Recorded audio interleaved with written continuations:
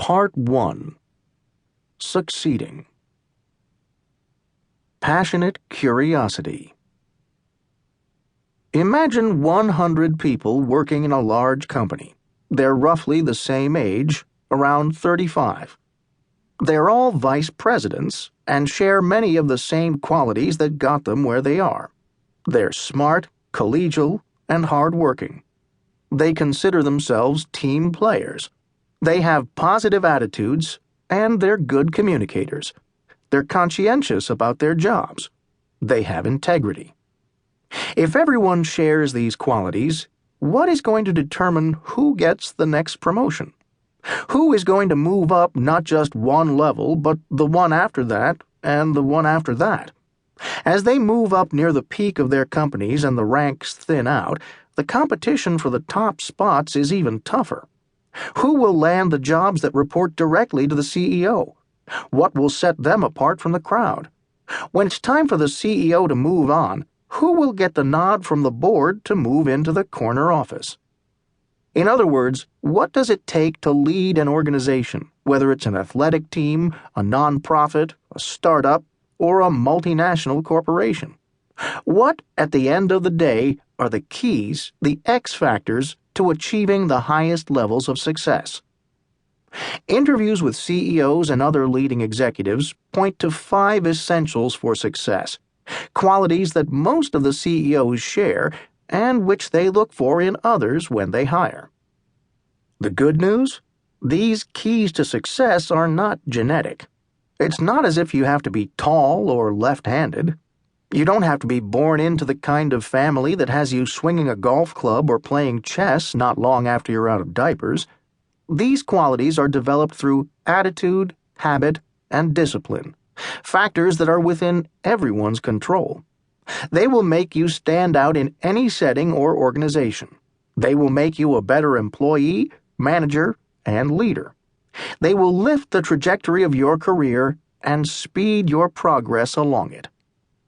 The qualities these executives share: passionate curiosity, battle-hardened confidence, team smarts, a simple mindset, fearlessness. These aren't theories.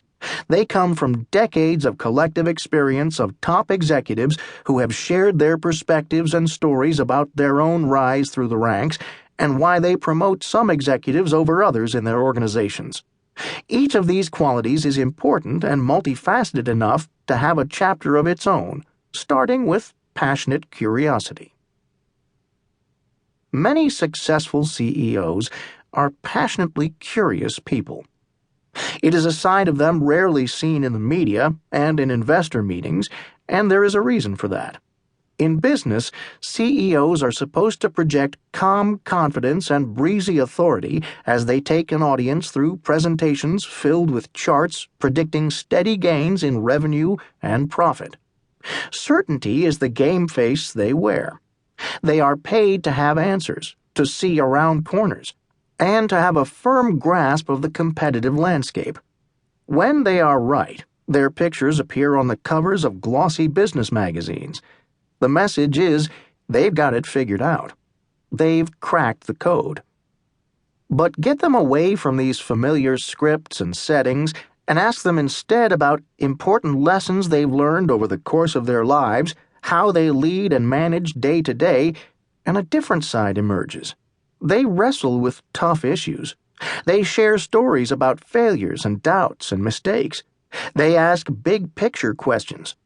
They seem like eager students who devour insights and lessons and are genuinely, enthusiastically interested in everything going on around them. Take them away from balance sheets and strategy, and they seem more like natural teachers with agile minds. They wonder why things work the way they do and whether those things can be improved upon. They want to know people's stories and what they do. It's this relentless questioning that leads entrepreneurs to spot new opportunities and helps managers understand the people who work for them and how to get them to work together effectively. It is no coincidence that more than one executive uttered the same phrase when describing what, ultimately, is the CEO's job.